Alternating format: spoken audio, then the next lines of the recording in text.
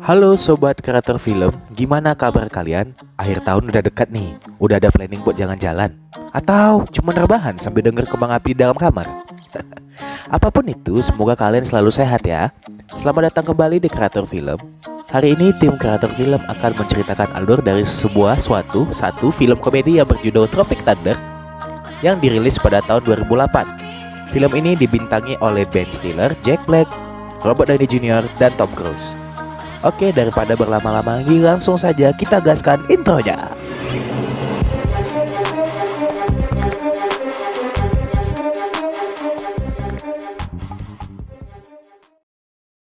Film dimulai dengan sekelompok aktor yang sedang berakting dalam proses syuting sebuah film action berjudul Tropic Thunder yang berdasarkan kisah nyata. Film tersebut dibintangi oleh aktor film superhero yang namanya hampir redup yang namanya Tuck Speedman, aktor yang sering dapat penghargaan yang namanya Kirk Lazarus, pemain film komedi yang pecandu narkoba yang namanya Jeff, rapper bernama Al Pacino, dan pemain pendatang baru bernama Kevin Sandusky. Dalam adegan film itu diceritakan tentara Amerika sedang menyelamatkan Forklift yang diperanin sama Tuck. Tapi misi penyelamatan itu dihalangi oleh tentara Vietnam yang menyerang.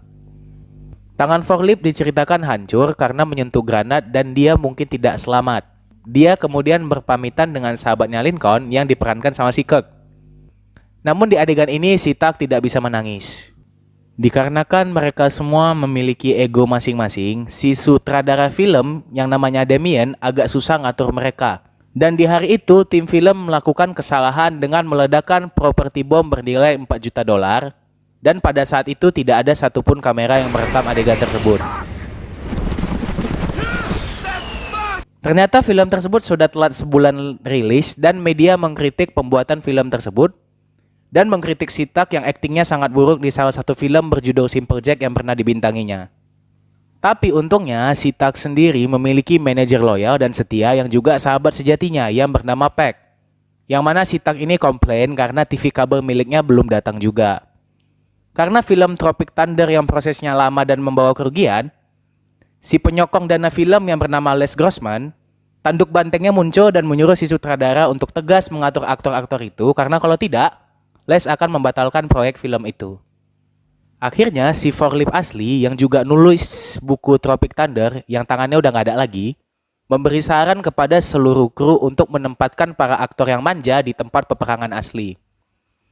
Damien yang masih belum mau mendengar saran itu mencoba untuk mengumpulkan kembali aktor-aktornya. Namun hal itu gagal dan hanya si artis pendatang baru si Kevin yang mendengarnya.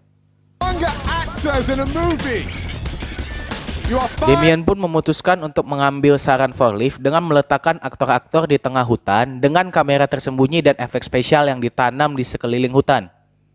Pemain juga akan dibekali pistol palsu dan kertas berisi adegan serta peta yang akan mereka telusuri. Setelah perjalanan yang sedikit melemaskan, Damien dan kelima aktor tiba di sebuah tempat bernama Gordon Triangle, yang mana Forklift asli bersama pembuat special effect yang bernama Cody bersiap di sisi lain di tempat itu. Damien memberikan instruksi kepada para aktor, namun sayang setelah itu dia tidak sengaja menginjak ranjau lama dan dia pun hancur berkeping-keping. Suara ledakan itu didengar kelompok daerah tersebut yang bernama Flaming Dragon dan segera mengintai para aktor yang mereka kira adalah tentara Amerika asli. Melihat Damien yang sudah hancur, Tuck sendiri tidak percaya dan meyakini kalau hal itu adalah adegan dalam film dan mereka para aktor harus bermain lebih baik lagi. Kirk justru berpendapat lain, tapi hal itu tidak didengar. Dan ketika para aktor berhadapan dengan geng Flaming Dragon, mereka dengan pedenya menembakkan senapan palsu mereka, dan yang anehnya lagi, orang-orang Flaming Dragon berlindung dari tembakan itu. Para aktor kemudian melempar granat palsu, tapi anggota geng ini heran, kenapa bom itu nggak meledak. Namun di saat yang sama, Forklift mengaktifkan peledak C4 yang ada di lokasi itu, sehingga membuat anggota-anggota geng tersebut kabur. Tuck kemudian memimpin yang lain untuk berjalan menyusuri hutan itu. Sementara itu, Cody dan Forklift curiga dengan Damien yang tidak ada lagi kabarnya. Mereka kemudian pergi ke tempat di mana Damien terakhir berada, dan mereka kaget menemukan Damien yang sudah tidak bernyawa. Namun sayangnya mereka ditangkap oleh anggota geng Flaming Dragon, dan Forklift rupanya diketahui memiliki tangan. Nah, kembali ke Tuck dan para tim, Jeff pada saat itu kehilangan narkobanya yang diambil seekor burung. Dan hal itu membuat Jeff kumat saat perjalanan mereka menuju hutan. Saat mereka sampai di sebuah sungai, Kirk dan Kevin menemukan kalau Tuck membawa mereka ke arah yang salah. Mereka pun beradu pendapat sampai akhirnya Kirk bersama aktor yang lain memutuskan untuk berjalan kembali pulang. Namun Tuck memutuskan untuk tetap melakukan perjalanan karena dia masih yakin kalau dia berada di skenario sebuah film. Di malam hari saat Tuck berlindung dari hujan sambil nonton film dari HP-nya, dia diserang oleh suatu binatang yang kemudian dihabisi olehnya. Namun dia kaget karena dia membunuh hewan yang paling disukai dan disayanginya, yaitu seekor panda. Sementara itu Forlip dan Cody ditahan di tempat Flaming Dragon. Dan Forlip mengaku kalau cerita yang dibuatnya itu bukanlah berasal dari cerita nyata, melainkan hasil dari hayalannya sendiri. Dan Forlip ini sebenarnya bukan tentara Amerika, melainkan mantan penjaga pantai. Intinya selama ini dia nipu. Keesokan paginya, Tuck yang sudah memakai aksesoris panda menceritakan kepada Peck tentang apa yang baru dia lakukan.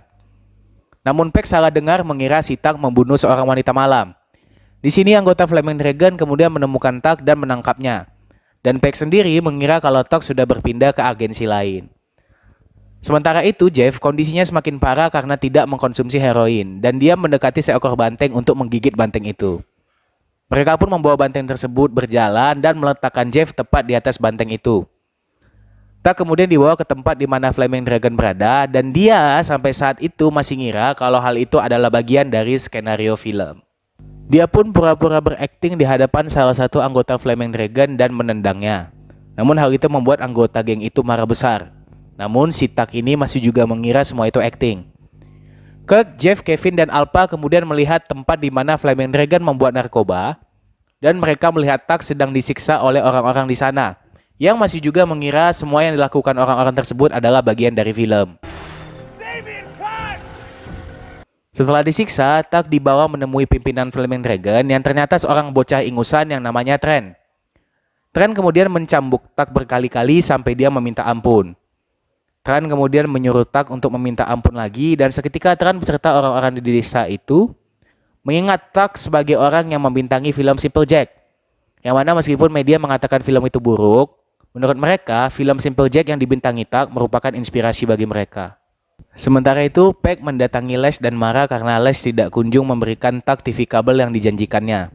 Dan di tengah itu Flaming Dragon menelepon dan meminta uang tebusan $50 juta untuk membebaskan Tuck. Peck sendiri dengan idiotnya mengira orang tersebut adalah agensi lain. Karena kesal mendengar itu, Les kemudian mengambil telepon itu dari Peck dan memaki-maki anggota Flaming Dragon itu sampai mereka hanya bisa terdiam. Kembali ke desa Flaming Dragon, Tuck dipaksa untuk tampil sebagai Simple Jack di suatu acara. Dan Tuck yang awalnya nggak mau kemudian disiksa. Sementara itu, Kirk dan yang lainnya menyusun rencana untuk membebaskan Tuck dari tempat itu. Les kemudian mengetahui kalau Flaming Dragon adalah pembuat narkoba terbesar di Asia. Nah, anggota geng tersebut kemudian menelpon lagi dan mengatakan kalau uang tebusan untuk Tuck sudah naik menjadi $100 juta. Nah, si Les ini bukannya bernegosiasi dengan mereka, malah mengatakan dia tidak peduli dengan apapun yang terjadi dengan Tuck. Hal itu membuat si Peck ini sedikit khawatir karena bisa saja Tuck akan mati. Les mengatakan dia bisa memanfaatkan kematian Tuck karena kalau Tuck mati, uang asuransinya akan cair dan akan mengembalikan kerugian yang sudah dia alami.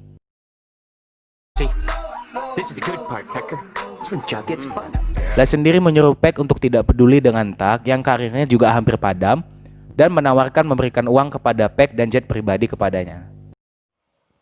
Kirk dan tim masih mengintai Tuck bermain sebagai Simple Jack di pertunjukan itu. Jeff kemudian menyuruh Kevin untuk mengikatnya karena situasinya yang semakin tidak terkendali. Setelah Tuck selesai tampil, seorang anak kecil kemudian menghampirinya dan memberikan boneka ranting yang persis berbentuk seperti piala penghargaan Oscar yang sama sekali tidak pernah didapatkan olehnya. Sementara itu, si Peck berada dalam dilema antara memilih menyelamatkan temannya atau mengambil harta dan keuntungan yang ditawarkan Les. Di pagi hari, Kirk, Alpha, dan Kevin menjalankan rencana mereka untuk menyelamatkan Tuck berdasarkan skenario film. Kirk berpura-pura menjadi orang Asia yang menangkap Jeff yang diikat di atas banteng. Walaupun bahasa Mandarinnya belepotan, Kirk berhasil memberi waktu kepada Kevin dan Alpha untuk menyusup masuk. Namun si Tran ini akhirnya curiga dengan Kirk yang tidak konsisten bahasanya. Kevin dan Alpha pun menemukan Forklift dan Cody yang terikat. Tapi sayang penyamaran mereka sudah terbongkar. Mereka pun dengan ganas menembakkan pistol palsu mereka dan membuat anggota Flaming Dragon takut. Mereka awalnya berhasil menipu anggota geng, dan Jeff membawa Tran untuk membawanya menuju tempat narkoba berada. Alpha pun ditugaskan untuk tetap menjaga anggota geng Flaming Dragon, sedangkan Kirk dan Kevin pergi mencari Tak. Forklift dan Cody pun mempersiapkan bom mereka untuk menyerang anggota Flaming Dragon.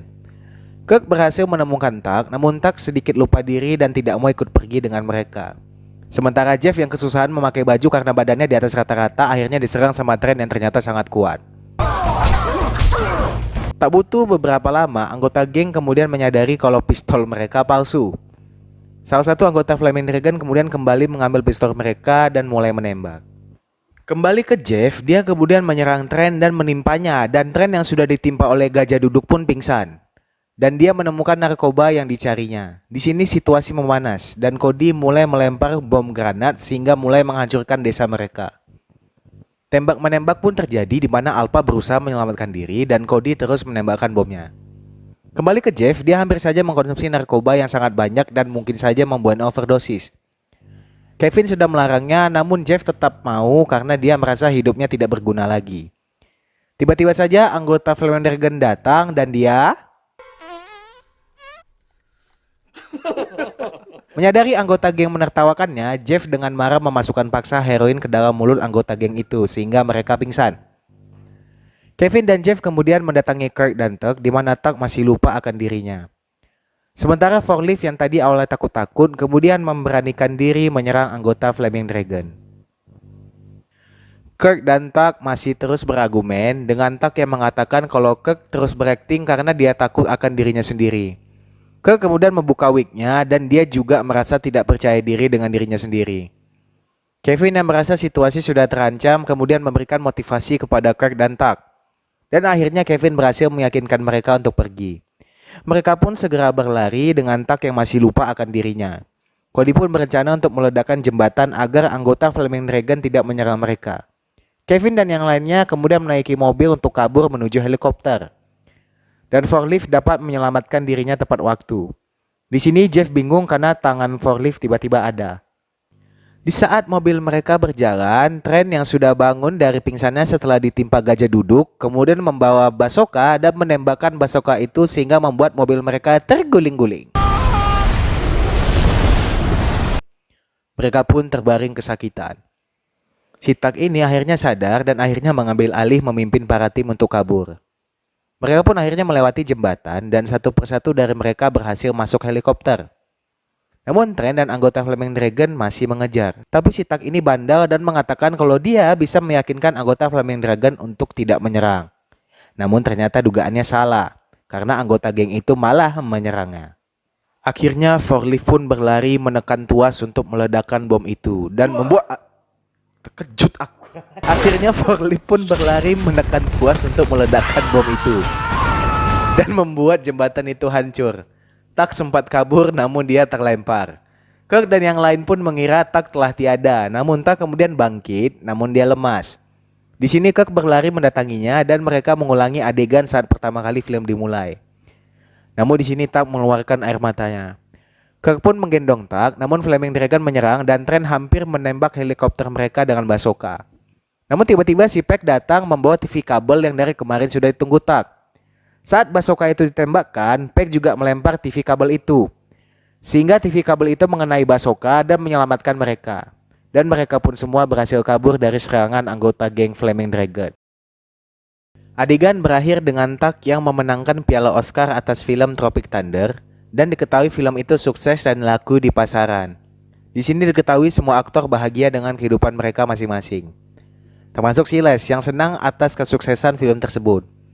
Les kemudian merayakan kemenangan itu dengan berjoget di kantornya.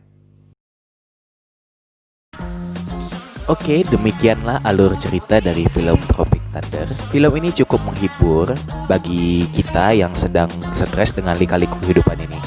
Oke, terima kasih telah menonton video ini. Jangan lupa klik tombol like, subscribe, dan share video ini sebanyak-banyaknya kepada teman, mantan, dan selingkuhan kalian.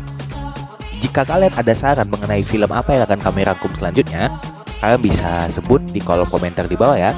Oke, akhir kata saya Adit beserta jajaran tim kreator film pamit undur diri. Terima kasih dan sampai jumpa di video selanjutnya.